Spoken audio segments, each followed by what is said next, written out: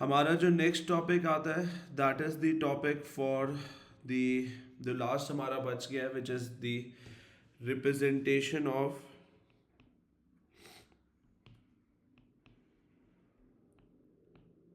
presentation of data.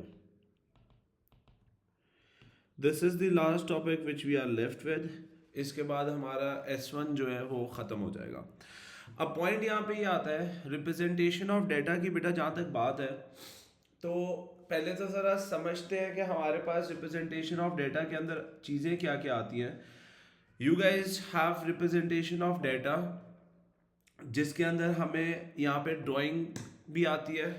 Mean medium mode आप लोगों ने पढ़ा है. आपको यहाँ पे cumulative frequency curve, histogram, stem and leave leading to the box and whisker, ये सारे ड्रॉ करने के लिए भी आता है. अब यहाँ पे याद रखिएगा ये वाला जो क्वेश्चन होता है इसके अंदर आपको ग्राफ पेपर प्रोवाइड किया जाता है और आपने जो ग्राफ है वो ड्रॉ करना है. अब ये वाला जो क्वेश्चन होता है ये थोड़ा सा टाइम कंज्यूमिंग होता है तो इसलिए इस पे हमें थोड़ा सा बात करनी है. और जो ड्रॉ वाला है वो हम लोग कमिंग वीक के अंदर करेंगे. आज जो हमें समझना है that is the interpretation of the data. कि इसके लिए हमें समझना है कि जो आप मीन मीडियम मोड निकालते हैं वो क्या चीज़ें होती हैं. फिर स्टैंडर्ड डिविएशन पे थोड़ी सी बात होगी और फिर हम ये देखेंगे कि हमारे पास अगर डेटा में चेंज लेके आया जाए तो उसका मीन पे क्या इफेक्ट होगा और स्टैंडर्ड डिविएशन पे क्या इफेक्ट होगा. ये चीज़ हमें यहाँ पे समझनी है. राइट. तो गौर से देखिएगा. स्टार्ट करते हैं. फर्स्टली बेटा एक चीज़ याद रखिएगा, जब हम डेटा की बात करते हैं तो हम डेटा को दो हिस्सों में क्लासिफाई करते हैं. हम कहते हैं या तो मेरा जो डेटा है वो अनग्रुप डेटा है या फिर मेरा डेटा जो है वो ग्रुप्ड डेटा है. राइट. मेरे पास जब भी डेटा अचीव होगा तो मैं उसको दो हिस्सों में क्लैरिफाई करूंगा. मैं कहूंगा या तो डेटा मेरा अनग्रुप्ड है या ग्रुप्ड है. राइट. अब ये वर्ड्स आपके लिए नए नहीं है. आप ओ लेवल्स में भी ये वाले वर्ड्स सीख के आए हो. आप वहां पे भी अनग्रुप डेटा ग्रुप डेटा की बात करते थे. यहाँ पे हमें थोड़ा सा एक स्टेप अहेड जाना है. देखिए बेटा एक चीज समझे, डेटा अचीव कर लेना, उसको रिप्रेजेंट कर देना, that's not a big deal. Main चीज होती है when you interpret the data कि आपका डेटा आपको बता क्या रहा है. वो सबसे ज्यादा इंपॉर्टेंट चीज होती है. राइट. तो सबसे पहले हम बात करते हैं अनग्रुप डेटा की.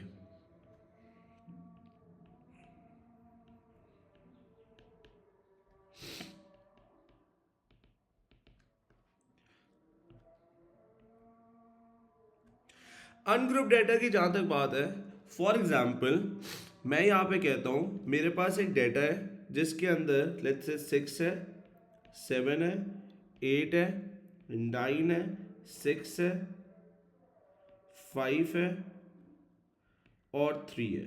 ये मेरे पास डेटा है. राइट. अनग्रुप डेटा की अगर मैं बात करूं तो मैं ये कहता हूं कि भाई मेरे पास अगर रेंडमली नंबर्स सारे कलेक्ट टुगेदर हो रहे हैं तो उसको हम अनग्रुप डेटा के फॉर्म में कह देते हैं. राइट.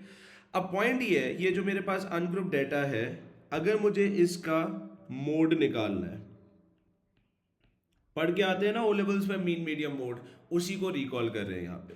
सबसे पहले मोड होता क्या है, याद रखिएगा. मोड बेटा कहते हैं मोस्ट अकरिंग नंबर.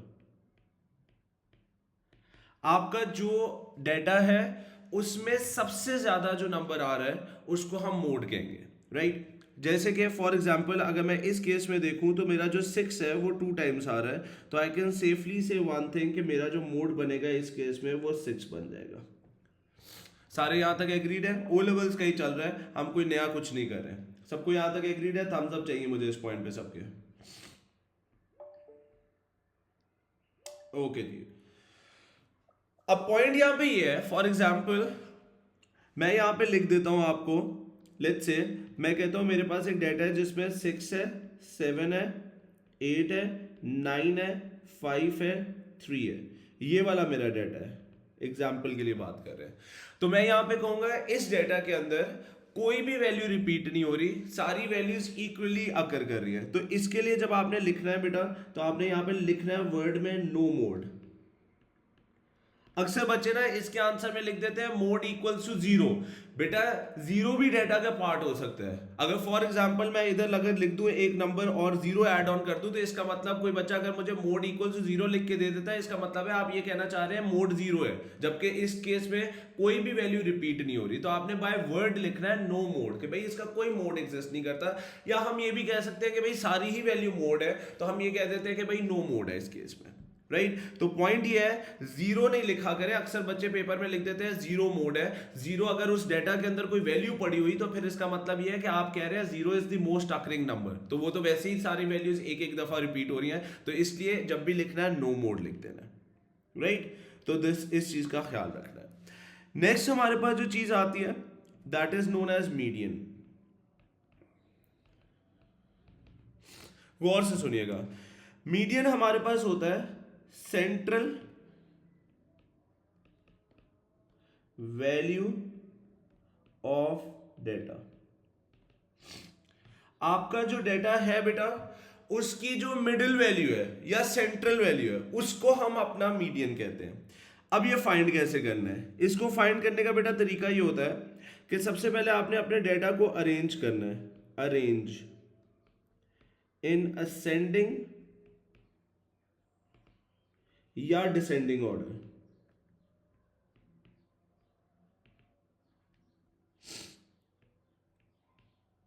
आपने क्या करना है, अपने डेटा को पकड़ना है, जो भी डेटा आपके पास गिवन है उसको असेंडिंग या डिसेंडिंग ऑर्डर में अरेंज करना है। अब इसमें एक चीज याद रखिएगा, अगर कोई वैल्यू रिपीट हो रही है तो वो जितनी दफा रिपीट हो रही है उसको उतनी दफा ही लिखना है, राइट। जैसे कि फॉर एग्जांपल ये मेरा डेटा था, इसको मैं यहां से पकड़ता हूं, यहां पे मैंने लाके लिखा।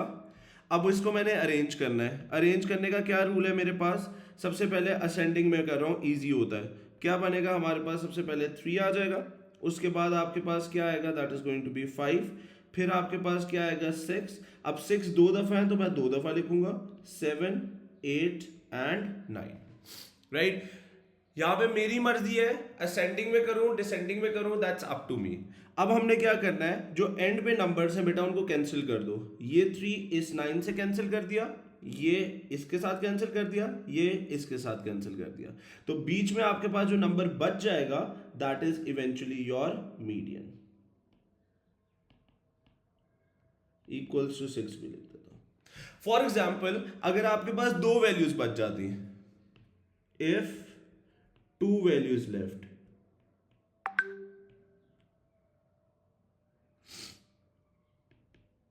तो फिर आपने क्या करना है, दोनों वैल्यूज को ऐड करना है, a plus b divided by 2 कर देना है। सबको यहां तक क्लियर है बेटा?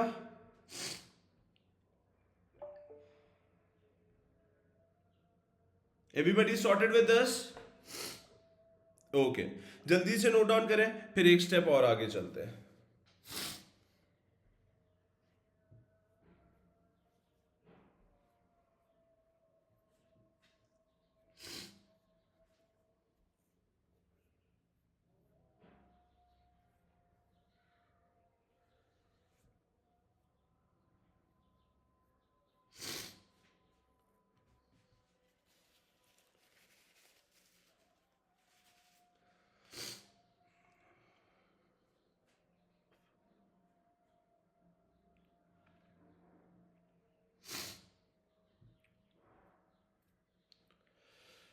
ओके जी, नेक्स्ट हमारे पास जो चीज आती है that is known as mean.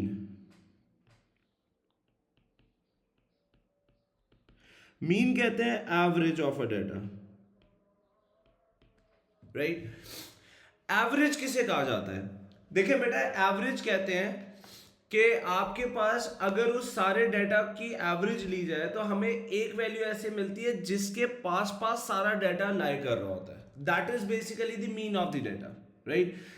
अब पॉइंट यहां पे ये समझे कि मीन होता है कि किस वैल्यू के करीब करीब सारी वैल्यूज हैं। जैसे फॉर एग्जांपल मैं अगर आपको आगे क्लास में कहूंगा जी आपके टेस्ट के जो एवरेज नंबर हैं आउट ऑफ 100 वो 80 हैं, तो इसका ये मतलब नहीं है कि सबके 80 आए हैं। ऑब्वियसली बात है किसी के 80 से ज्यादा भी आए होंगे, किसी के 80 से कम भी आए होंगे, लेकिन जब मैं उन सारी वैल्यूज को कलेक्टिव टुगेदर करूंगा तो मेरे पास 80 इज दैट वैल्यू जिसके पास पास मेरा सारा डाटा लाई करता है, राइट। याद रखिएगा अगर आपने अपने डेटा को x से रिप्रेजेंट किया है तो मीन का जो साइन हम यूज करते हैं वो x विद अ बार होता है। ये जो ऊपर बार किसी भी लेटर के ऊपर डल जाए तो ये मीन को रिप्रेजेंट कर रही होती है। इसी तरीके से अगर आपने किसी डेटा को y से रिप्रेजेंट किया है तो ऊपर बार जब मैं डाल दूंगा तो y का ऊपर बार का मतलब है that is the mean of y। इसी तरीके से अगर आपने अपने डेटा को z से रिप्रेजेंट किया तो बार ऊपर जब डल जाएगी तो that is going to represent the mean of z, right. ये जो बार होती है that is the sign which is use for the mean. अब मीन का जो फॉर्मूला है हमारे पास वो क्या है? मीन का हमारे पास बेटा फॉर्मूला होता है x is equals to summation of f divided by n। Summation हम किसे कहते हैं? Sum of frequency divided by क्या होगा? Number of values. आपके डेटा में जितनी वैल्यूज है उनसे डिवाइड कर देना है। आइए फाइंड करते हैं। फॉर एग्जांपल ये मेरा डेटा था, क्या होगा? मीन अगर मुझे फाइंड करना है, this is going to be 6 plus 7 plus 8 plus 9 plus 6 plus 5 plus 3 divided by number of values. कितनी वैल्यूज हैं? 1 2 3 4 5 6 एंड 7, तो डिवाइडेड बाय 7 आ जाएगा। That is going to provide you with that answer. जो भी इसकी डेसिमल वैल्यू आती है आपने उधर उसको यहाँ पे लिख देना है। सबको यहाँ तक सॉर्टेड है? थम्स अप चाहिए मुझे सबके इस पॉइंट पे। कोई मुझे बताएगा वैल्यू क्या आती है? जल्दी से नोट डाउन करके मुझे डेसिमल वैल्यू भी लिखवा दें।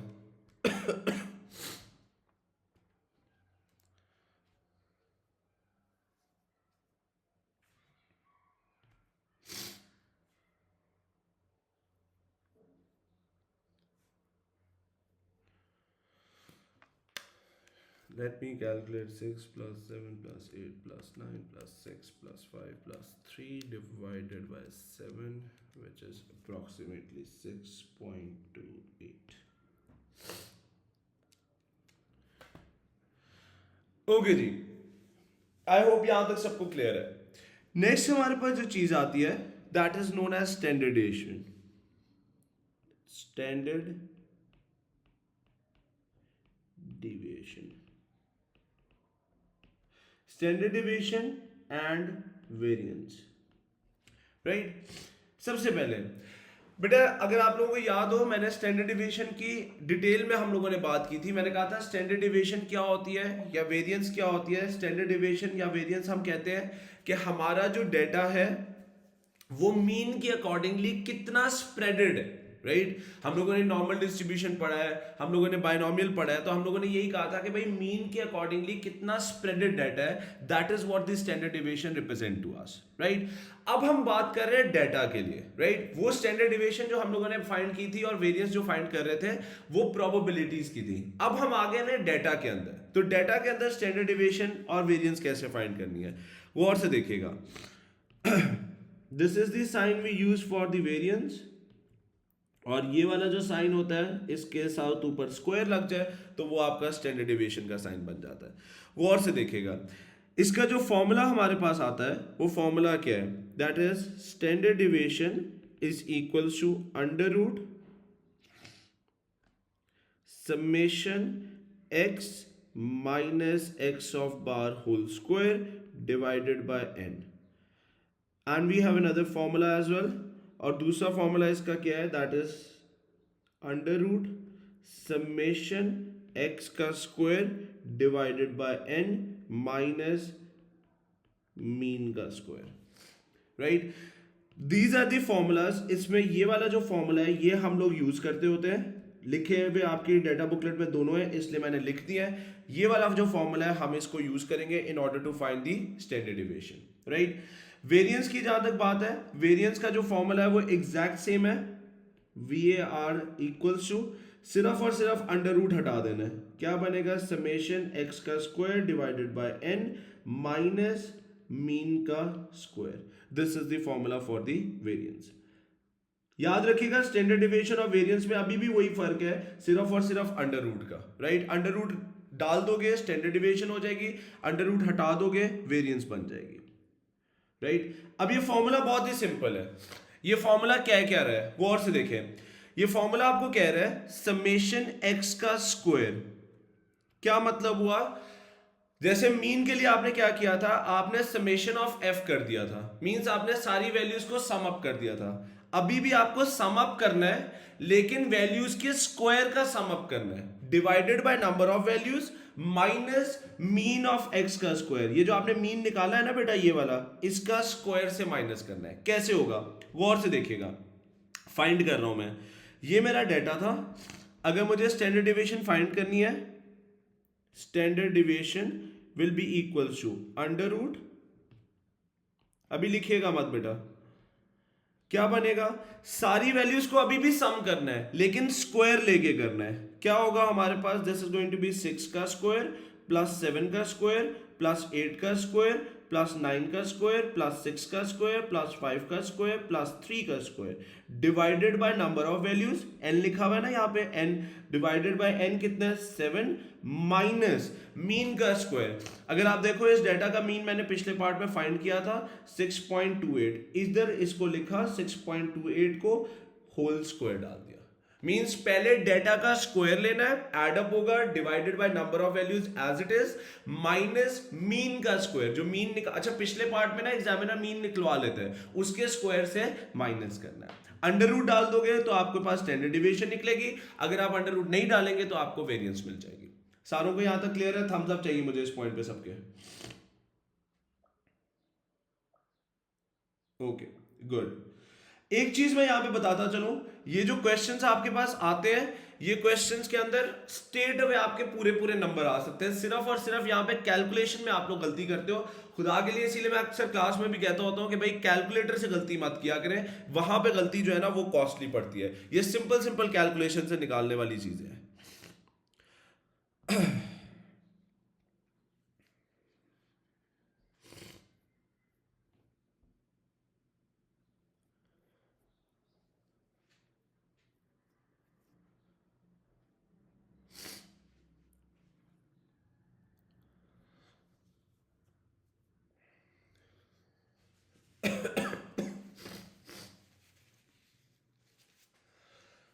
ओके जी, now the point is, I hope यहां तक सबको क्लियर है।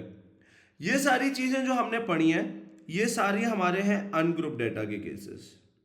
मैंने कहा डेटा दो तरह का है, या तो मेरा डेटा अनग्रुप्ड है या मेरा डेटा ग्रुप्ड है। अब हम मूव करने वाले हैं ग्रुप डेटा के ऊपर, वो और से सारे देखिएगा।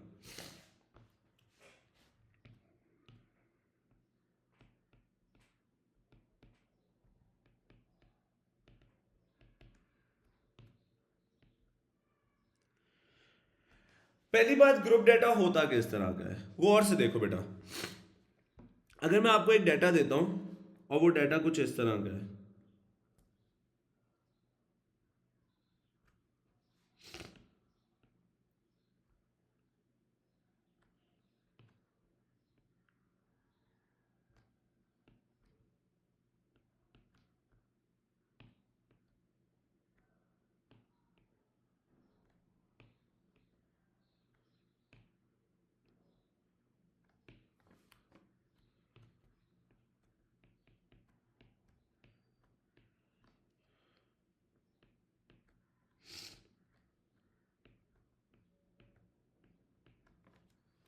ये मैंने आपको दे दिया। अब पहले तो एक चीज समझ लो बेटा, जब मैं कोई डेटा को टेबल की फॉर्म में लिखूं ना, राइट, तो वो ग्रुप डेटा हो जाता है, मींस हमने ग्रुपिंग कर दी है। पहले जरा इस डेटा को समझते हैं। अगर आप देखो तो आप लोगों ने टेबल पहले भी बनाया था, आपने वहां पे प्रोबेबिलिटी डिस्ट्रीब्यूशन टेबल बनाया था। प्रोबेबिलिटी डिस्ट्रीब्यूशन टेबल क्या होता था, ऊपर एक्स लिखा जाता था, नीचे प्रोबेबिलिटी ऑफ एक्स आती थी। अब मैंने ऊपर लिखा है एक्स, नीचे लिखा है एफ विच इज फ्रीक्वेंसी। यहां पे मैं लिख भी देता हूं, ये क्या है मेरे पास, दैट इज फ्रीक्वेंसी, राइट। अब गौर से देखिएगा, फ्रीक्वेंसी की जहां तक बात है, फ्रीक्वेंसी किसे कहते हैं, फ्रीक्वेंसी कहते हैं कि कितनी दफा एक नंबर एग्जिस्ट किया है डाटा के अंदर, number of times the value is been repeated in the data, कि वो वाली वैल्यू डाटा के अंदर कितनी दफा आ रही है, that is known as frequency. अब पहले इस टेबल को पढ़ना सीखो। इस टेबल का मतलब ये है बेटा कि आपके पास एक डाटा है जिसके अंदर जीरो जो है वो 15 टाइम्स आ रहा है, वन जो है वो 3 टाइम्स आ रहा है, टू जो है वो 2 टाइम्स आ रहा है, थ्री जो है वो 5 टाइम्स आ रहा है, फोर जो है वो 7 टाइम्स आ रहा है। बजाय इसके कि मैं जीरो को 15 दफा लिखता, 0 0 0 0 0, मैंने क्या किया, ऊपर जीरो लिख दिया, नीचे उसकी number of times it is been repeated लिख दी। इसी तरीके से वन जो है वो 3 टाइम्स आ रहा है, तो बजाय इसके मैं वन वन वन लिखता, मैंने वन लिखा, नीचे उसकी अकरेंस की या रिपीटेशन की वैल्यू लिख दी, राइट। तो फ्रीक्वेंसी आपको क्या बताती है? फ्रीक्वेंसी आपको बताती है कि आपका जो डेटा है उसमें वो वैल्यू कितनी दफा आ रही है, that is what the frequency is telling to us. सबको ये वाला पॉइंट क्लियर है बेटा? थम्स अप चाहिए मुझे इस पॉइंट पे। ओके, अच्छा, अब हमने जो सारी चीजें अनग्रुप डेटा के लिए पढ़ी हैं, mean medium mode, standard deviation, वो सारा कुछ इधर भी पढ़ेंगे। क्या होगा हमारे पास, गौर से देखो। पहली बात तो याद रखिएगा, डेफिनेशन कोई नहीं बदल जाती, ग्रुप डेटा हो या अनग्रुप डेटा हो, डेफिनेशन रिमेन सेम। तो सबसे पहले बात करते हैं मोड के ऊपर। मोड क्या होता है हमारा? मोड हमने बात की है, मोस्ट अकरिंग नंबर है। मोस्ट अकरिंग नंबर की अगर मैं बात करूं तो वो क्या होगा, यहाँ पे आपने यहाँ पे देख रहा है कि आपका जो टेबल गिवन है उसमें सबसे बड़ी फ्रीक्वेंसी कौन सी है। अगर मैं यहाँ पे देखूं तो सबसे बड़ी फ्रीक्वेंसी मेरे पास 15 है।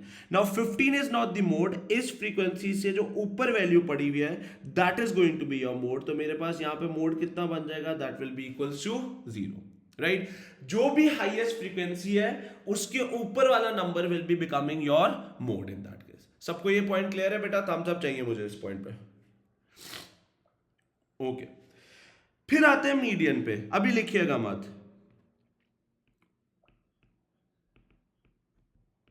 मीडियन कैसे फाइंड करेंगे। ये मेरा टेबल था, राइट। मीडियन होती थी जी सेंट्रल वैल्यू। आपने बेटा क्या करना है, गौर से इसको समझिएगा। ओ लेवल्स में भी आप सीख के आते हैं, ओ लेवल्स में आपके पास जो मेथड होता है आप उसको भी कंटिन्यू कर सकते हैं। मैं आपको एक और मेथड सिंपल वाला सिखा देता हूँ। आपने बेटा करना क्या है, आपने एक्सट्रीम एंड पे जो नंबर्स है उनको पकड़ना है। सबसे पहले यहां से 15 को पकड़ा, यहां से 7 को पकड़ा, जो एंड पे नंबर्स है बिल्कुल एंड पे, उनको पकड़ना है और सब्ट्रैक्शन करनी है, राइट। एंड पे जो नंबर्स हैं उनको पकड़ेंगे हम और सब्ट्रैक्ट करेंगे। 15 और 7 को सब्ट्रैक्ट किया, क्या बनेगा, that is 15 minus 7, that will be equals to 8। जो भी इन दोनों में बड़ा नंबर है उसके नीचे रिमेनिंग लिख देना है। तो 15 माइनस 7 करूंगा तो 8 आ जाएगा, 15 के नीचे लिख देता हूं मैं 8। सबको ये वाला स्टेप क्लियर है? थम्स अप चाहिए मुझे इस पॉइंट पे।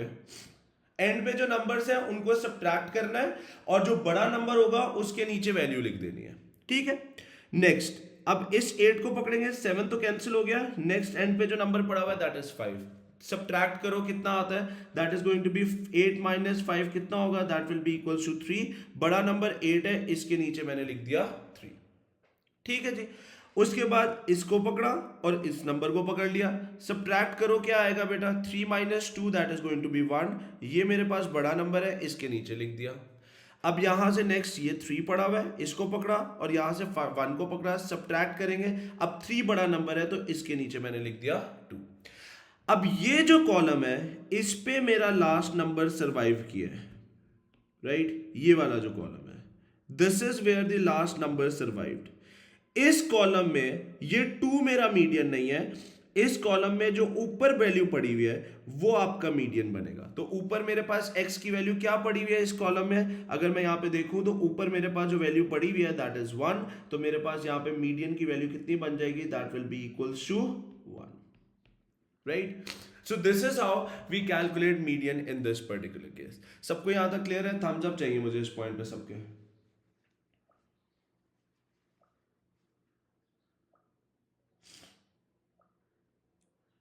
ओके, जल्दी से नोट डाउन करें, उसके बाद फिर आगे बात करते हैं।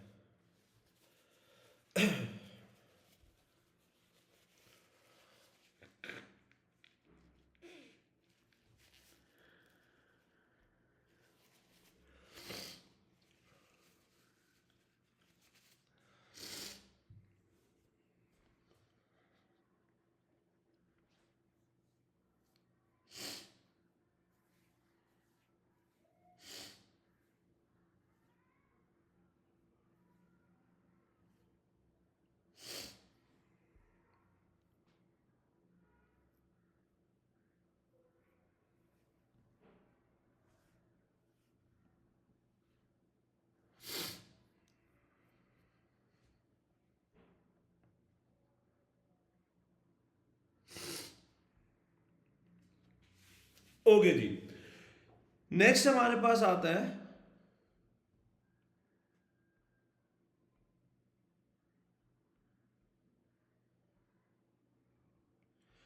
नेक्स्ट जो हमारे पास चीज आती है that is mean. How to find that, वो और से देखिएगा। ये डाटा था हमारे पास, राइट। यहां पे हमारे पास जो मीन का फॉर्मूला होता है that is mean is equals to summation f of x divided by summation of f, right। अगर मैं डेटा कह रहा हूं x का है तो x ऑफ अ बार से मीन रिप्रेजेंट होगा। अच्छा, मीन फाइंड करना बहुत आसान है, सिंपल कैलकुलेटर से करना है, right. All you have to do is that आपने अपने x की वैल्यू को पकड़ के f से मल्टीप्लाई करना है और ऐड करते जाना है। करता हूं मैं 0 multiply by 15 plus 1 multiply by 3 plus 2 multiply bye 2 plus 3 multiply by 5 plus 4 multiply by 7 divided by क्या आ जाएगा बेटा, सम ऑफ f। तो वो क्या बनेगा, that is 15 plus 3 plus 2 plus 5 plus 7। This is going to be your mean, right. Simple सी बात है, f को x से मल्टीप्लाई करना है और ऐड करते जाना है, divided by sum of f कर देना है। सबको यहां तक क्लियर है बेटा? सबको क्लियर है बेटा? थम्स अप चाहिए मुझे इस पॉइंट पे भी सबके। ओके, जल्दी से नोट डाउन करें, फिर हम लोग चलते हैं उस पे स्टैंडर्ड डेविएशन पे।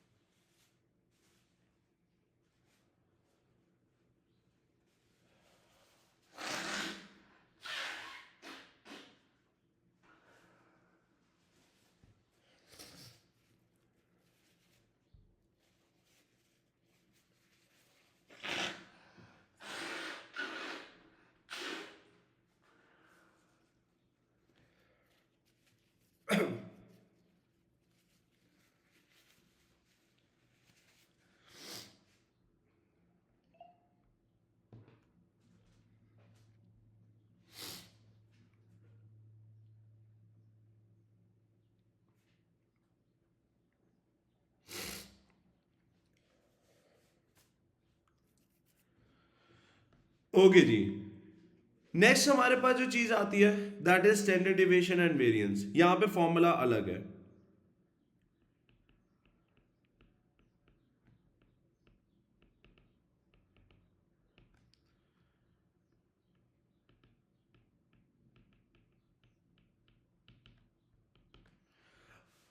गौर से देखिएगा, स्टैंडर्ड डेविएशन का बेटा यहां पे जो फॉर्मूला है वो आपके पास क्या है, that is standard deviation of x is equal to square root summation x minus x of bar का square dot f divided by summation of f।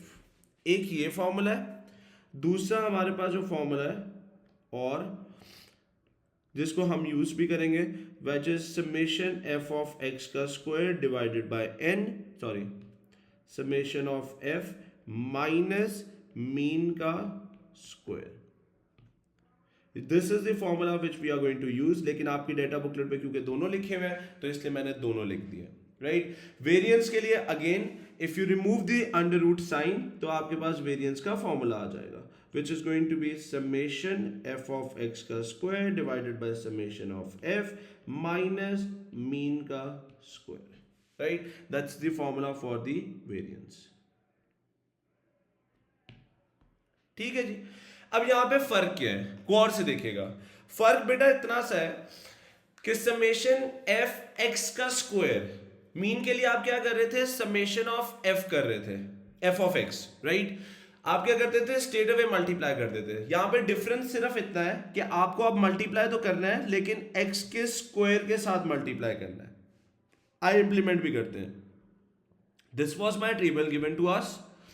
अगर मुझे स्टैंडर्ड डेविएशन निकालनी है तो क्या बनेगी, स्क्वायर रूट क्या होगा आपके पास, this is going to B,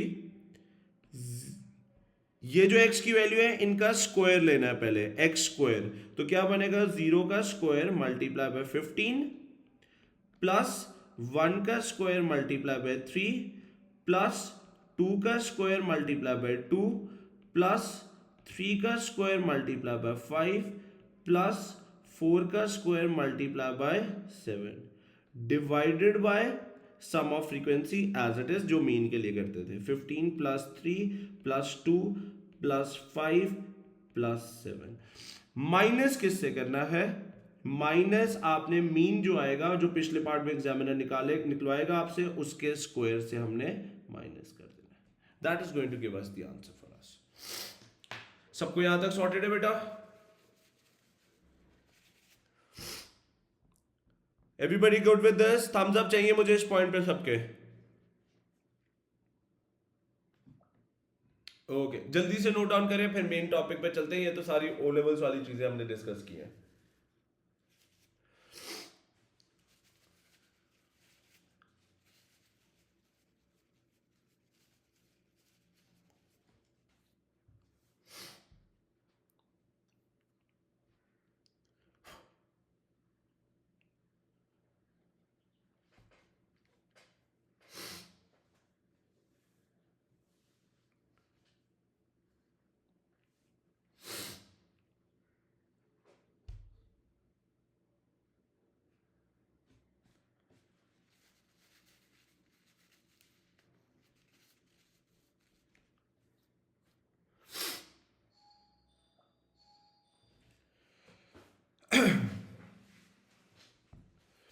okay जी, now comes the most important thing.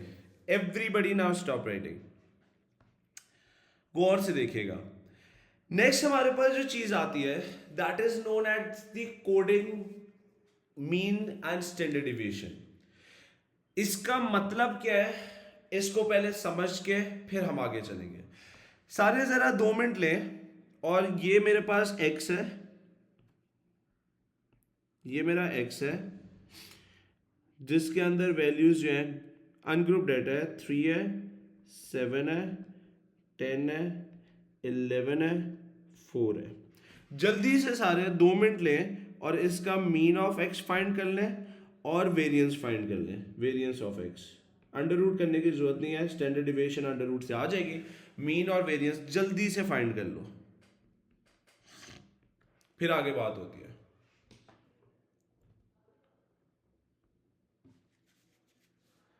I need the answers, guys.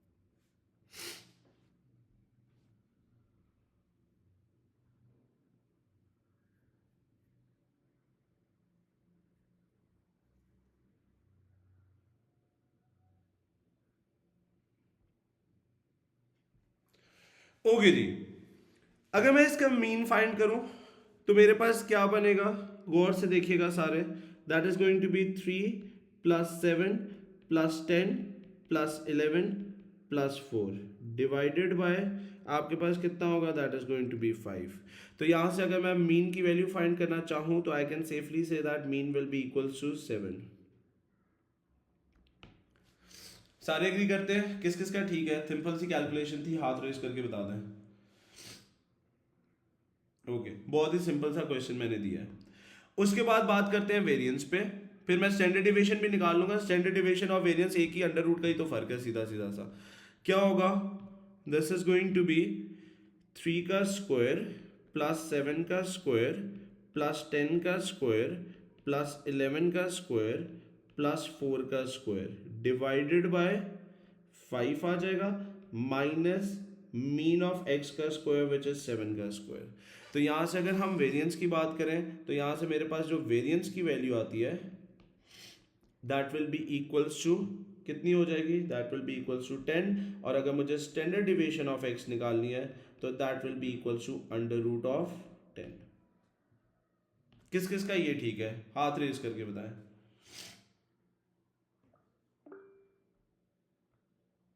शाबाश, बहुत ही सिंपल सा क्वेश्चन था, सिंपल सिंपल सा आंसर कर दिया, ठीक है।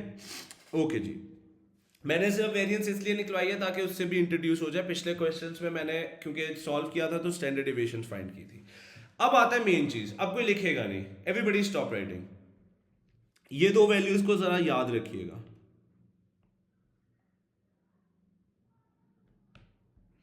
राइट, अगर मैं कहता हूं बेटा मेरा ये डाटा है, कॉपी, यहां पे लाके मैंने कर दिया पेस्ट, ठीक है। नाउ गौर से सुनिएगा, मैंने कहा ये मेरा डाटा है एक्स का। एक चीज होती है जिसको हम कहते हैं coded mean and coded standard deviation. इस वर्ड से परेशान ना होना, ये वर्ड मैंने सिर्फ और सिर्फ इसलिए यूज किया क्योंकि आपके सिलेबस में उसने लिखा हुआ है ये वर्ड। कोई कंफ्यूजन वाली चीज नहीं है, सिर्फ और सिर्फ ये समझेंगे है क्या। बेटा हम ये कहते हैं कि अगर मेरा ये डाटा है which is the data of for x, right, मेरे पास ये डाटा है एक्स जिसकी वैल्यूज ये है। अगर मैं कहूं कि मेरे पास जो डाटा ऑफ एक्स है इन सारी की सारी वैल्यूज में मैं 2 ऐड कर दूं, विच मींस दैट कि मैं अपने डाटा की वैल्यूज में 2 ऐड कर रहा हूं, राइट। गौर से सुनिएगा, अगर मैं 2 ऐड कर रहा हूं तो can I right that that will become x plus 2, right. मैं इसको अंदर अगर डाटा के अंदर जितनी भी मेरी वैल्यूज है उनके अंदर 2 ऐड कर दूं तो क्या मैं कह सकता हूं अब जो मेरे पास डाटा बनेगा, यहां पे मेरे पास आ जाएगा 5, यहां पे मेरे पास आ जाएगा 9, यहां पे मेरे पास आ जाएगा 12, यहां पे मेरे पास आ जाएगा 13, यहां पे मेरे पास आ जाएगा 6। मैंने कुछ भी नहीं किया, अपनी x की जो वैल्यूज थी उनमें 2 ऐड कर दिया, right. The point is that हमें यह देखना होता है कि अगर मेरे डाटा में कोई वैल्यू ऐड हो रही है या कोई वैल्यू सब्ट्रैक्ट हो रही है या कोई वैल्यू मल्टीप्लाई हो रही है या कोई वैल्यू डिवाइड हो रही है, तो what effect it is going to make on the mean and the standard deviation. This is what we are going to see now कि अगर मैं अपने डाटा में कोई वैल्यू को ऐड कर दूं या कोई वैल्यू सब्ट्रैक्ट कर दूं या कोई वैल्यू मल्टीप्लाई कर दूं या डिवाइड कर दूं तो उससे मेरे मीन पे या स्टैंडर्ड डिविएशन पे क्या इफेक्ट आएगा, ये अब हम देखने लगे हैं। सबको मेरी स्टेटमेंट समझ में आ गई है, थम्स अप चाहिए, ये बहुत इंपॉर्टेंट स्टेटमेंट्स है जी। ईमान आप कुछ पूछ रही है?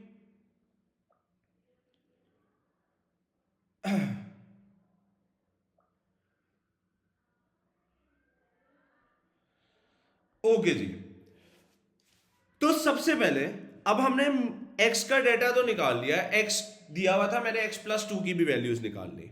गौर से सुनिएगा, अब मैं फाइंड करता हूं x प्लस 2 का mean.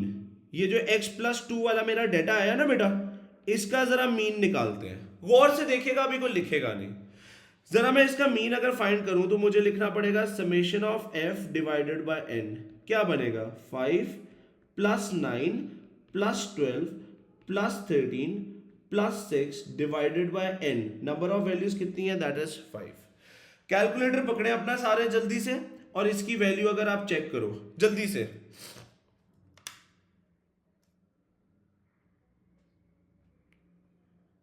5 plus 9 plus 12 plus 13 plus 6 divided by 5, तो वैल्यू मेरे पास क्या आई, दैट इज 9, राइट। गौर से देखें बेटा, लिखना किसी ने नहीं है, इधर देखें, मैं ये स्टेटमेंट्स आपको लिखवाऊंगा, टेंशन नहीं लेनी, पहले समझ लें। If you look upon this, हुआ क्या, मैंने अपने डेटा की सारी वैल्यूज में 2 को ऐड किया, मेरे पास मीन कितना आया, दैट वाज 9।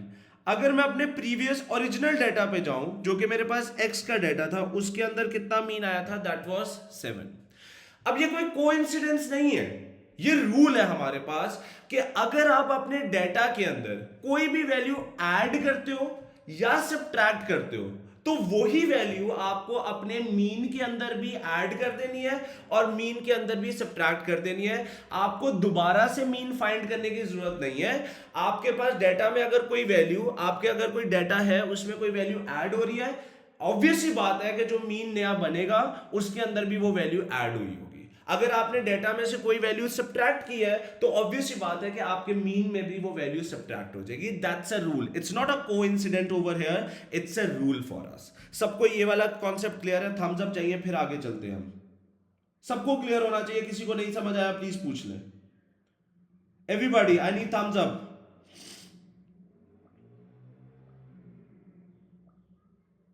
ओके, अब ये लिखिएगा मत, मैं ये स्टेटमेंट खुद आपको लिखवाऊंगा।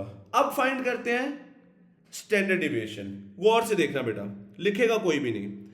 अब फाइंड करते हैं जी standard deviation of x plus 2। वो क्या होगी, स्क्वायर रूट, क्या होगा आपके पास, 5 का स्क्वायर प्लस 9 का स्क्वायर प्लस 12 का स्क्वायर प्लस 13 का स्क्वायर प्लस 6 का स्क्वायर डिवाइडेड बाय क्या होगा, 5 माइनस मीन का स्क्वायर। अब मीन मेरे पास 9 है, याद रखिएगा 7 नहीं है, हम x प्लस 2 वाले डेटा की बात कर रहे हैं, तो यहां पे आ जाएगा 9 का स्क्वायर। इसको अगर आप लोग कैलकुलेट करो, जल्दी से कैलकुलेट करें, 5 square plus 9 square plus 12 square plus 13 plus 6 का स्क्वायर डिवाइडेड बाय 5 माइनस 81, तो यहां से मेरे पास जो वैल्यू आती है that is under root of 10, right. गौर से देखें, if you look upon this value, तो मेरे पास जो ओरिजिनल x वाला डेटा था उसकी स्टैंडर्ड डिविएशन हमने निकाली, वो भी अंडर रूट ऑफ 10 आई। इसकी अगर मैंने स्टैंडर्ड डिविएशन देखूं मैं, तो वो भी मेरे पास क्या आ रही है, under root of 10। Now comes the main point. मैंने कहा है अगर आपके डेटा में कोई वैल्यू ऐड हो रही है या कोई वैल्यू सब्ट्रैक्ट हो रही है, तो आपने मीन में भी वही वैल्यू ऐड कर देनी है या सब्ट्रैक्ट कर देनी है। लेकिन अगर आप डेटा में कोई वैल्यू ऐड कर रहे हो या सब्ट्रैक्ट कर रहे हो, तो याद रखिएगा addition and subtraction has nothing to do और it is not going to change the standard deviation. आपकी स्टैंडर्ड डिविएशन ऐड या सब्ट्रैक्ट होने से चेंज नहीं होने वाली है। हमने देखे, कैलकुलेट करके देखा है, हमने वो वाला डेटा निकाला, उसके स्टैंडर्ड डिविएशन निकाली, आपका स्टैंडर्ड डिविएशन की वैल्यू एग्जैक्ट सेम आई है जो कि ओरिजिनल डेटा की थी। तो कंक्लूजन क्या हम ड्रॉ कर सकते हैं, गौर से देखिएगा, मैं यहां पे लिख रहा हूं, ये आप लोग भी लिखने जाए। If a value is added और subtracted,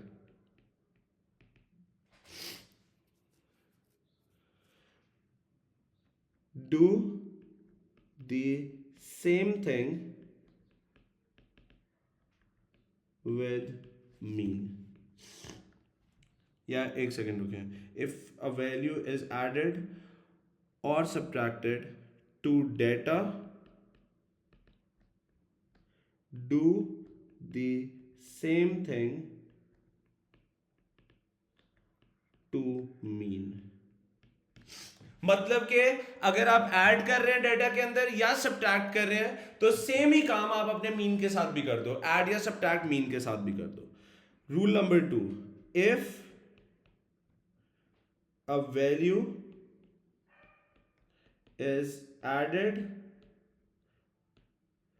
or subtracted to data, the standard deviation and variance remains same। आपका अगर डेटा के अंदर कोई वैल्यू ऐड हो रही है या सब्ट्रैक्ट हो रही है तो स्टैंडर्ड डिविएशन पे या वेरिएंस पे कोई इफेक्ट नहीं पड़ने वाला है। सबको ये वाला कॉन्सेप्ट क्लियर है? थम्स अप चाहिए मुझे इस पॉइंट पे। That's the main concept. ये कॉन्सेप्ट पूरा चैप्टर है जिसको हम पढ़ रहे हैं। ये जो मैंने पीछे आपको मीडियम मोड समझाया ये तो आप वो लेवल्स पे भी पढ़ के आए हैं, हमें ये वाला समझना है कॉन्सेप्ट। ओके जी, जल्दी से नोट डाउन करें, फिर मल्टीप्लिकेशन और डिवीजन पे चलते हैं।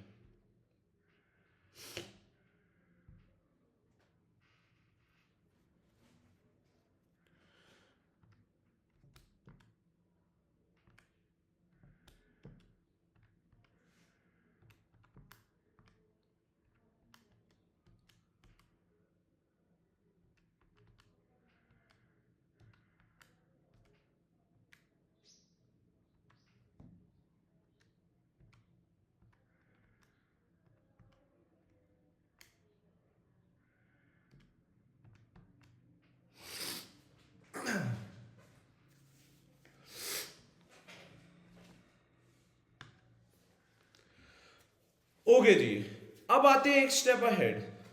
गौर से सबने देखना है, इधर देखें सारे। ये मेरा एक्स था डेटा का, अभी मैंने किया है +2।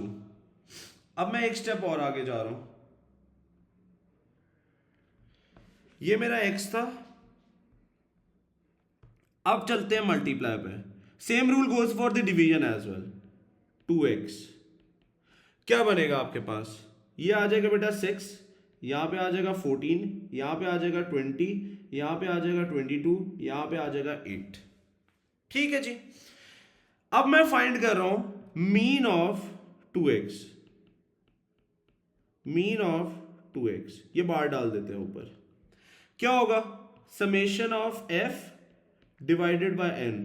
बेटा मैंने ग्रुप डेटा के लिए अनग्रुप डेटा के लिए लेके चल रहा हूं, same rule applies for the group data as well. मैंने सिर्फ इसलिए किया है समझने के लिए, अनग्रुप डेटा इजी होता है।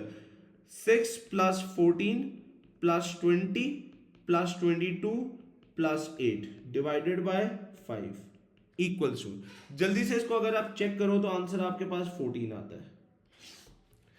गौर से देखिएगा, अगर आपको याद हो मीन ऑफ x जो मेरे पास आया था that was 7, standard deviation of x जो मैंने निकाली थी दैट वाज √10। ये हमने निकाल ली थी। तो रूल क्या बना ये लिख लेंगे हम। अगर आप देखो x का जो मीन था वो 7 था, मैंने अपने डाटा के साथ 2 मल्टीप्लाई कर दिया, तो अब हमारे पास क्या हुआ कि जो मीन पहले 7 था वो भी 2 से मल्टीप्लाई हो गया। अब हमारे पास मीन कितना आ रहा है? That will B 14। Point is that हमें ये तो बेटा बड़ा सिंपल सा है, इसलिए मैंने यहाँ पे डाटा फाइंड कर लिया है। क्वेश्चन आपको जब आते हैं ना वो आपको डाटा ही नहीं बताता है, वो कहता है जी एक्स का मीन ये था, आपने अपने डाटा के साथ 5 मल्टीप्लाई कर दिया, बताओ नए मीन की क्या वैल्यू होगी। तो आपने कुछ भी नहीं करना होता भाई, मीन को भी उस नंबर से मल्टीप्लाई कर देना है। अगर ऐड हो रहा है सब्ट्रैक्ट हो रहा है तो मीन में भी ऐड सब्ट्रैक्ट हो जाएगा, अगर मल्टीप्लाई या डिवाइड हो रहा है तो मीन में भी मल्टीप्लाई या डिवाइड हो जाएगा। सबको यहां तक सॉर्टेड है? थम्स अप चाहिए मुझे इस पॉइंट पे। ओके अब चेक करते हैं स्टैंडर्ड डिविएशन को। गौर से सबने देखना है। स्टैंडर्ड डिविएशन ऑफ 2x वो क्या होगी? अंडर रूट क्या बनेगा हमारे पास? इसका स्क्वायर लेना है पहले तो, 6 का स्क्वायर प्लस 14 का स्क्वायर प्लस 20 का स्क्वायर प्लस 22 का स्क्वायर प्लस 8 का स्क्वायर डिवाइडेड बाय 5 माइनस 14 का स्क्वायर। अगर हम इसको फाइंड करें तो स्टैंडर्ड डेविएशन आपके पास क्या आएगी of 2x? That will be equals to 2 multiply by under root of 10। याद रखिएगा स्टैंडर्ड डेविएशन फाइंड कर रहा हूं, वेरिएंस नहीं कर रहा मैं। नाउ हमारा जो x डेटा था बेटा उसकी जो स्टैंडर्ड डेविएशन थी that was 2 sorry under root of 10। अब हमारे पास स्टैंडर्ड डेरिवेशन क्या आ गई है? That is 2 under root of 10, right? Point is that अगर कोई नंबर मल्टीप्लाई हो रहा है तो हमने मीन में भी मल्टीप्लाई करना है, स्टैंडर्ड डेविएशन को भी उस नंबर से मल्टीप्लाई करना है। ऐड और सब्ट्रैक्ट का स्टैंडर्ड डेविएशन पे कोई इफेक्ट नहीं होता है, मल्टीप्लाई और डिवाइड का स्टैंडर्ड डिविएशन पे इफेक्ट होता है। आप 2 से मल्टीप्लाई कर रहे हैं, स्टैंडर्ड डिविएशन भी 2 से मल्टीप्लाई होगी। आप 3 से मल्टीप्लाई कर रहे हो, स्टैंडर्ड डिविएशन भी 3 से मल्टीप्लाई होगी। आप अगर 2 पे डिवाइड कर रहे हो तो स्टैंडर्ड डिविएशन को भी 2 पे डिवाइड कर देना है, राइट। तो पॉइंट सिर्फ इतना सा याद रखना है, if a number is added और subtracted from the data, mean में भी ऐड हो जाएगा, सब्ट्रैक्ट हो जाएगा, स्टैंडर्ड डिविएशन पे कोई इफेक्ट नहीं। स्टेटमेंट लिख दी। अगर आपके पास कोई नंबर मल्टीप्लाई हो रहा है या डिवाइड हो रहा है तो मीन में भी मल्टीप्लाई करना है, स्टैंडर्ड डिविएशन में भी मल्टीप्लाई करना है। अगर डिवाइड हो रहा है तो मीन में भी डिवाइड होगा, स्टैंडर्ड डिविएशन में भी डिवाइड होगा। सबको यहां तक पॉइंट क्लियर है? थम्स अप आने चाहिए मुझे इस पॉइंट पे सबके। ओके, जल्दी से इसको नोट डाउन कर लें, फिर क्वेश्चंस पे चलते हैं। This is the most important concept. बेटा अक्सर बच्चों को ये समझ ही नहीं आ रहा होता हो क्या रहा है, इसलिए मैंने एक एक डाटा को इवेल्युएट करके आपको बता दिया है कि किस तरीके से होता है। यहां पे स्टेटमेंट भी लिख देता हूं मैं। If a value is multiplied और divide to data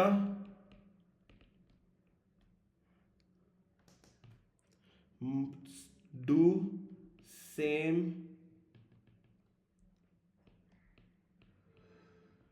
to mean and standard deviation। याद रखिएगा मैंने वेरिएंस के लिए नहीं कहा है, स्टैंडर्ड डिविएशन के लिए पूछेगा भी एग्जामिनर, स्टैंडर्ड डिविएशन के लिए ही।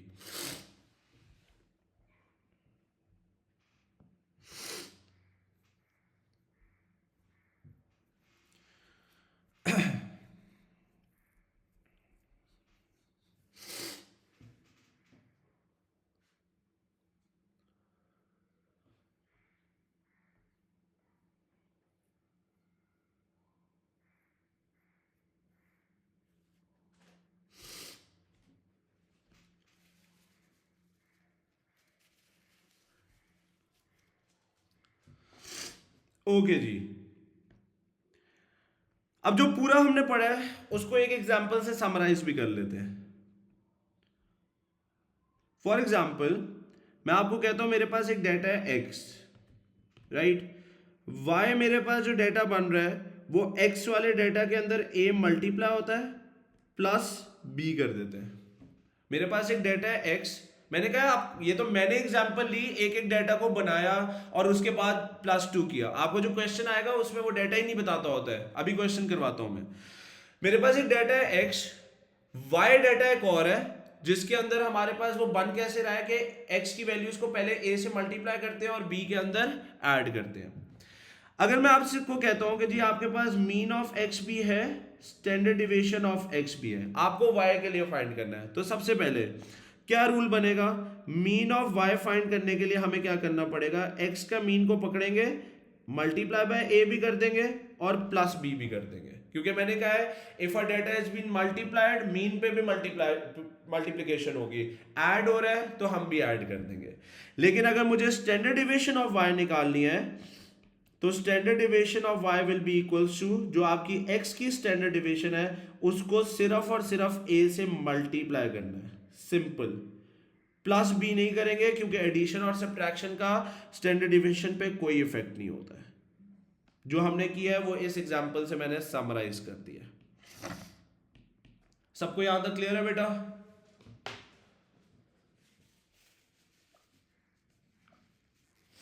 ओके, जल्दी से नोट डाउन करें, फिर क्वेश्चंस पे चलते हैं।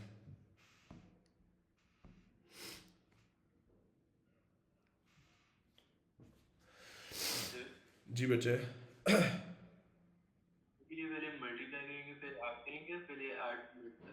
उससे कोई फर्क नहीं पड़ेगा। उसमें सिर्फ याद ये रखना है कि बॉडमैस रूल होता है, पहले मल्टीप्लिकेशन होती है बाद में ही एडिशन होती है।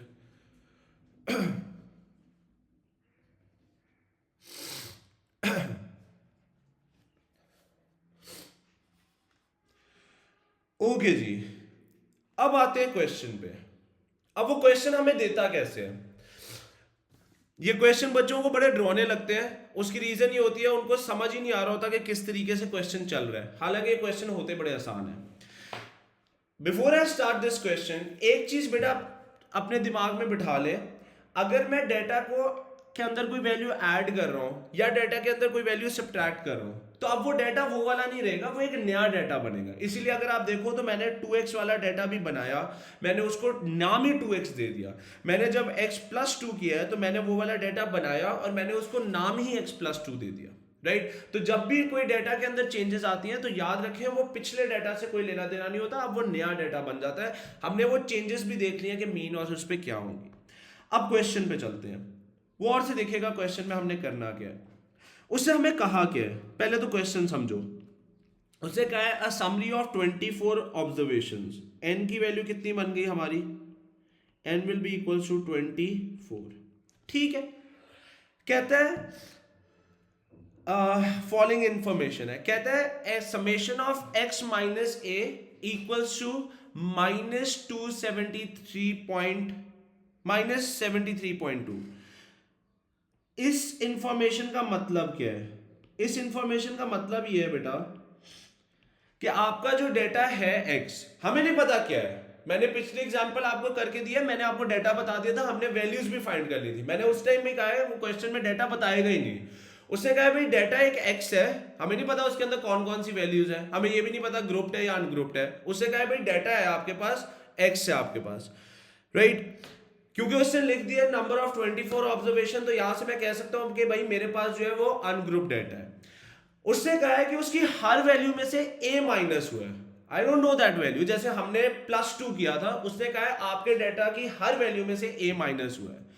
आफ्टर बीइंग a सब्ट्रैक्टेड, जो वैल्यूज बच गई उनको उसने सम अप किया है और उसने कहा है वो सम अप हो के जो हमारे पास बनता है वो -73.2 बनता है। उसके बाद वो कह रहा है कि उन वैल्यूज का सम अप कर, स्क्वायर लेके सम अप करके x माइनस ए का स्क्वायर, इसको जो हमने किया है that is basically equals to -2115, right. Point सिर्फ इतना है कि ये डेटा को, हमें डेटा पता ही नहीं है, उसने हर वैल्यू में से a माइनस किया, उनका सम लिया है, वो -273.2 के बराबर है, और स्क्वायर करके वैल्यूज का जो सम है वो -2115 के बराबर है। फिर वो हमें कह रहा है द मीन ऑफ x का जो आपके पास मीन है दैट इज इक्वल्स टू 8.95। उससे हमें कहा है क्वेश्चन में, कहता है find the value of constant a। आपको जो कांस्टेंट a जिसको आपने अपने डेटा में से सब्ट्रैक्ट किया है उसकी वैल्यू फाइंड करके देनी है। सबको क्वेश्चन क्लियर है? पहले वो थम्स अप करते हैं। सबको क्वेश्चन क्लियर होना चाहिए, फिर सॉल्विंग पे चलेंगे। सॉल्विंग बहुत आसान है, क्वेश्चन समझ आना चाहिए पहले। सबको क्लियर है बेटा? Everybody okay. अब सॉल्व कैसे करना है? अभी मैंने एक बात बोली है, मैंने कहा है कि जब भी डाटा में कुछ ऐड हो, सब्ट्रैक्ट हो, मल्टीप्लाई हो, बेटा वो नया डाटा बनता है, ठीक है। आपने सबसे पहले क्या करना है, ये जो उसने लिखा हुआ है ना कि भाई हमने अपने डाटा में x माइनस ए किया है, आपने यहां पे लिख देना है let y is equal to x minus a. ये आपने बेटा लिख देना है, ठीक है। अब क्या बनेगा वो और से देखो, समेशन ऑफ x माइनस ए की जगह पे मैंने y लिख दिया है, तो मैं कह सकता हूं summation of y will be -273.2, और यहां पे क्या आ जाएगा, समेशन ऑफ y का square will be equal to -2115। ये मैंने क्या किया है, मैंने कहा है कि जो मेरे x माइनस ए करने के बाद जो डेटा बन रहा है उस डेटा का नाम मेरा अब से y है, मैंने उसको y कह दिया, ठीक है। वो और से देखिएगा, हमें उससे कहा है कांस्टेंट a की वैल्यू फाइंड करो, आपको मीन ऑफ x उसने दिया हुआ है। अगर मैं मीन ऑफ y निकालना चाहता हूं, y का मीन, तो क्या मैं कह सकता हूं that will be summation of y divided by n, number of values. Summation of y की वैल्यू मेरे पास कितनी है, that is -73.2 divided by n कितना है मेरे पास 24। तो अगर मैं यहां से डिवाइड करूं तो मेरे पास y का मीन कितना आ जाएगा, that will B -3.05, that will be the mean of y। सारे मेरे साथ इस पॉइंट पे एग्रीड है, y का मीन निकला है। सबको एग्रीड है बेटा? थम्स अप आना चाहिए सबके। कहां हो गए सारे, सो गए? ओके। अब I was suppose to find the mean, sorry value of a। अब आपने ये जो लेट किया हुआ ना बेटा, इसको पकड़ना है।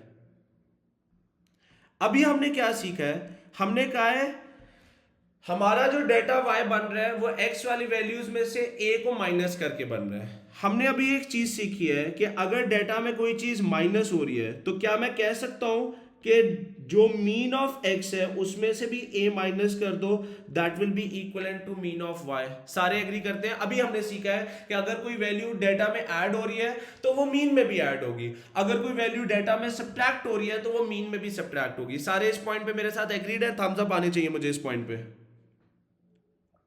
ओके अब अगर मैं देखूं मीन ऑफ वाई, ये निकाला मैंने, लिख देता हूं -3.05 is equal to mean of x. Question में दिया था उसने, किधर है जी? 8.85। ये लो लिख दिया, 8.95 था, नॉट 85, माइनस ए। सॉल्व करते हैं। ए को अगर मैं इस तरफ ले आऊं और ये वाला उठा के इधर ले जाऊं तो क्या बनेगा? A will be equal to 8.95 plus 3.05। तो यहां से मेरे पास ए की वैल्यू कितनी आ जाएगी? That will be equal to 12। तो पता ये चला कि वो जो वैल्यू जिसको उसने डेटा में से सब्ट्रैक्ट किया है that is apparently equal to 12। This is the answer for us. सबको यहां तक क्लियर है? बेटा जब भी ये क्वेश्चन आए ना, इसका सिंपल सा रूल ये होता है, जो उसने ब्रैकेट के अंदर आपको दिया होगा ना, आपने चुप करके उसको y कर देना है। ठीक है, वो y की फॉर्म में दे दे तो फिर आपने z कर देना है और ये वाले ऑपरेशंस लगा देने हैं। सारों को यहां तक क्लियर है? ओके अभी क्वेश्चन लेकिन खत्म नहीं हुआ। उससे कहा है find the standard deviation of these values of x। अब वो कह रहा है x की स्टैंडर्ड डिविएशन निकालो। सबसे पहले तो ये जो लेट किया हुआ है,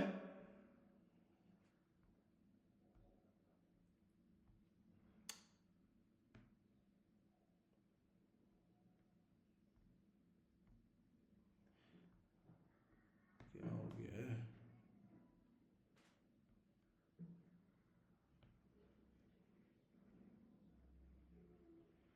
गौर से देखें,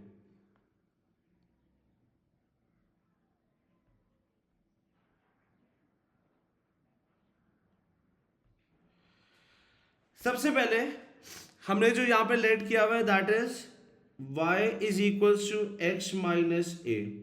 हमने अभी एक चीज पढ़ी है कि स्टैंडर्ड डिविएशन के अंदर अगर कोई वैल्यू माइनस हो रही है या डिवाइड वो प्लस हो रही है तो स्टैंडर्ड डिविएशन रिमेन्स अनअफेक्टेड। तो क्या मैं कह सकता हूं standard deviation of y will be equals to standard deviation of x। a का सब्ट्रैक्ट होने से स्टैंडर्ड डिविएशन पे तो कोई इफेक्ट नहीं आने वाला है। बेटा पॉइंट ये है, यहां पे मुझे डेटा का पता ही नहीं है, मुझे क्या पता डेटा के अंदर वैल्यूज क्या है, राइट? तो हम उसको ऑल्टरनेट वे से निकाल रहे हैं। गौर से देखिएगा, स्टैंडर्ड डिविएशन ऑफ अगर मुझे x निकालनी है तो उसका फॉर्मूला बनेगा समेशन x का square divided by n minus mean of x का स्क्वायर। मेरे पास मीन ऑफ x तो है लेकिन ये वाली चीज नहीं है, समेशन ऑफ x स्क्वायर, ये वाली चीज है ही नहीं। मुझे एक चीज पता चल चुकी है कि standard deviation of y will be equal to standard deviation of x, क्योंकि जो डेटा बन रहा है वो a माइनस होने से हो रहा है और माइनस का हमारे स्टैंडर्ड डिविएशन पे कोई इफेक्ट नहीं होता। तो क्या मैं कह सकता हूं standard deviation of y will be equal to summation of y का square divided by n minus of mean of y का स्क्वायर, राइट? लिख सकता हूं ना ऐसे। गौर से देखो, यहां पे अगर मैं आता हूं तो क्या मैं कह सकता हूं समेशन y का स्क्वायर भी मेरे पास है, मीन ऑफ y भी मेरे पास है। तो क्या मैं स्टैंडर्ड डिविएशन ऑफ y निकाल सकता हूं यहां से? सारे एग्री करते हैं? थम्स अप आने चाहिए मुझे इस पॉइंट पे। समेशन ऑफ y स्क्वायर भी पढ़ा हुआ है, मीन ऑफ y भी पढ़ा हुआ है, इन दोनों वैल्यूज को पकड़ो। समेशन ऑफ y स्क्वायर किसके बराबर है? दैट इज इक्वल्स टू कितना था जी? इट्स पॉजिटिव, मैंने माइनस पता नहीं क्यों लिख दिया, 2115। मीन ऑफ y उसकी वैल्यू कितनी थी? That is -3.05, -3.05। प्लेस करते हैं यहां पे। स्टैंडर्ड डिविएशन ऑफ y किसके बराबर हो गए? 2115 डिवाइडेड बाय n कितना है? दैट इज 24 माइनस -3.05 का स्क्वायर। तो यहां से अगर मैं वैल्यू फाइंड करूं तो दैट इज 8.88, विच इज, हमें ये पता है कि standard deviation of y is apparently equals to standard deviation of x। तो मेरे पास जो स्टैंडर्ड डिविएशन ऑफ y आई है दैट इज 8.88, जो कि स्टैंडर्ड डिविएशन ऑफ x बन जाएगी, which is going to be my answer. Is this question clear to everyone?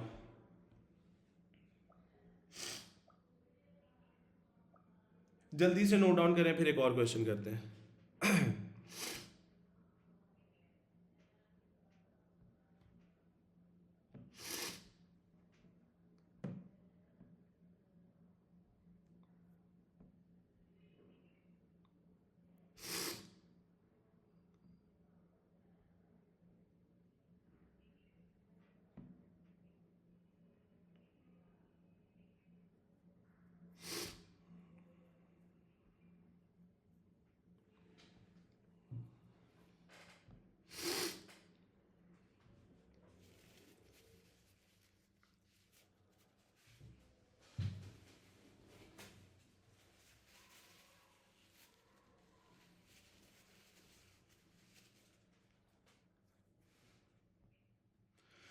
आइए जी एक और क्वेश्चन करते हैं।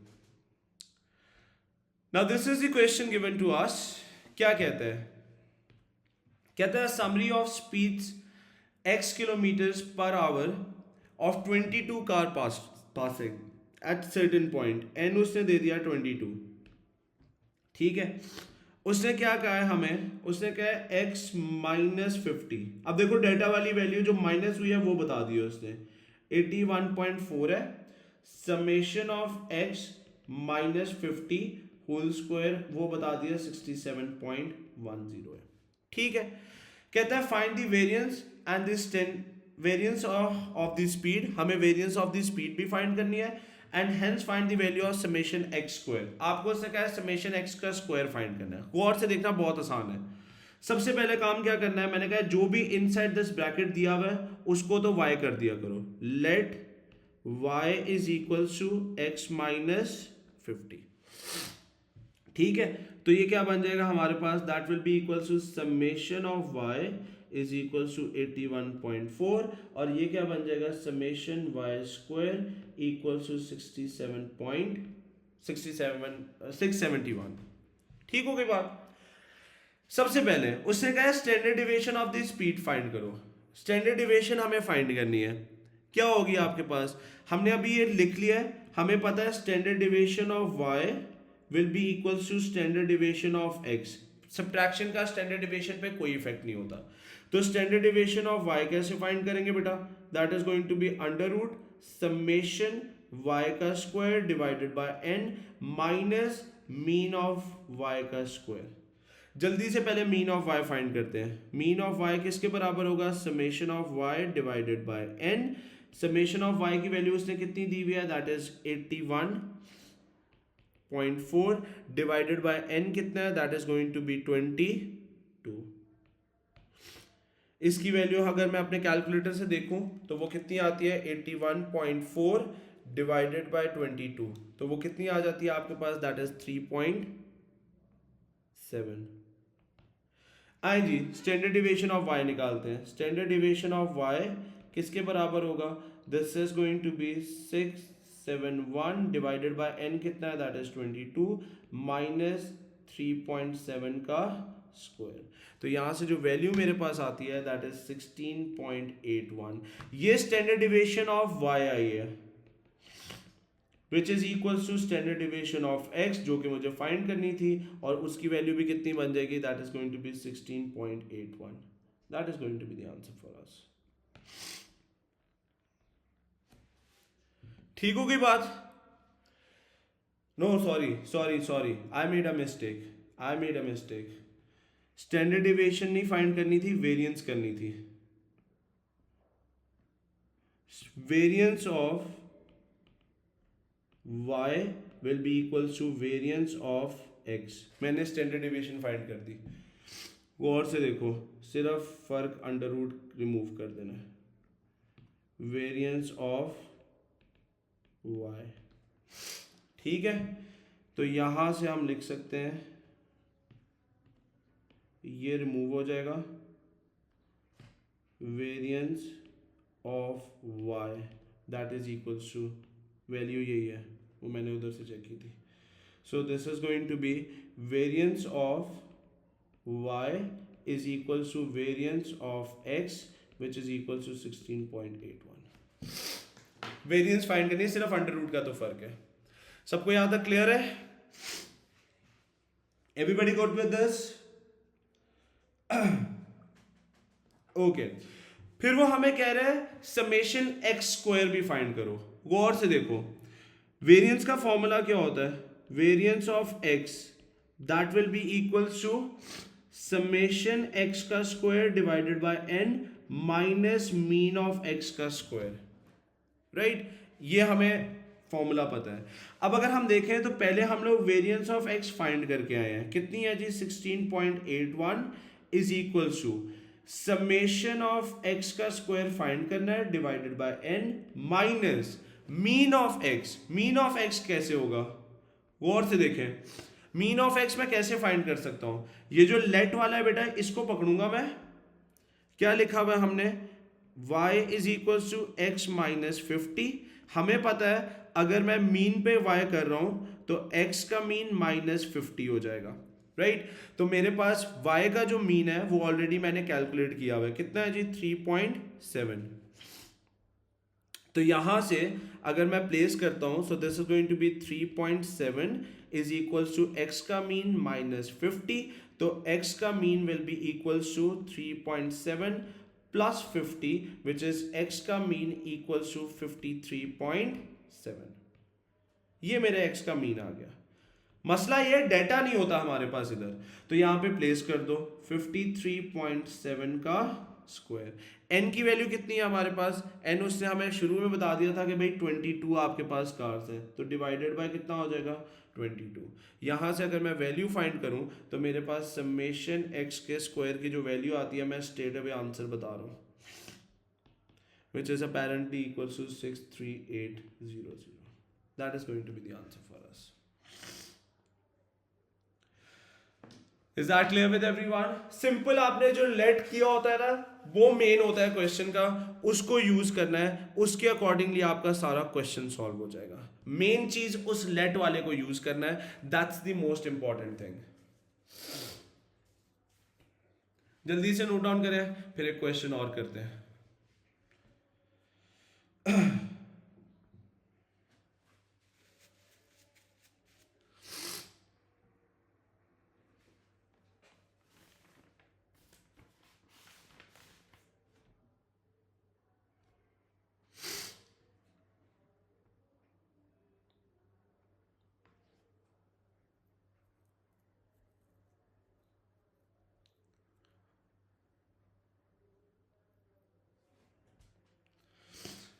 ओके जी, लास्ट क्वेश्चन क्या कहते हैं? कहते हैं Andy counts the number of emails x he receive each day and notes that over a period of n days. हमें नहीं पता n की वैल्यू क्या है. पिछले क्वेश्चंस हमने किए, n दिया होता था. उससे कहा है summation of x minus 10 equals to 27. कहता है mean number of emails. Right, x उसने कहा है ईमेल्स को डिनोट कर रहा है, तो mean number of emails, x का मीन जो है वो आपके पास 11.5 है. ठीक है जी. उससे कहा है find the value of n. कर देते हैं उसको. गौर से देखिएगा, सबसे पहले मैंने क्या कहा है, जो भी यहां पे लिखा हुआ है x माइनस 10, इसको तो लेट कर दो बाई y के इक्वल. लेट, यहां पे क्या बन जाएगा? Summation of y is equal to 27. ठीक हो गई बात. अब मुझे n नहीं पता, आई don't know the value of n. गौर से देखिएगा कैसे करेंगे हम. सबसे पहले अगर मैं यहां पे देखूं तो मेरे पास क्या है, x का मीन उसने बताया हुआ है. इसको अगर मैं पकड़ता हूं जो मैंने लेट किया हुआ है, y is equal to x minus 10. I know it very well, y का mean will be equal to x का मीन माइनस 10. राइट, तो y का मीन अगर मुझे निकालना है, उसने x का मीन हमें 11.5 नंबर ऑफ ईमेल्स का बताया हुआ है, माइनस 10. तो क्या मैं कह सकता हूं यहां से मेरे पास y का जो मीन आ जाएगा that will be equal to 1.5. ये मेरे y का मीन है. राइट, उससे कहा है n की वैल्यू निकालो. अगर मैं इसको यहाँ से पकड़ूं तो क्या मैं कह सकता हूं mean of y will be equal to summation of y divided by n. I don't know the value of n, ये हमें फाइंड करनी है. तो मीन ऑफ y कितना है, that is 1.5 is equal to summation of y, वो कितना है आपके पास, that will be equal to 27 divided by आपके पास n आ जाएगा. तो n will be equal to 27 divided by 1.5 which is n is equal to 18 आ जाएगा. And that makes my answer.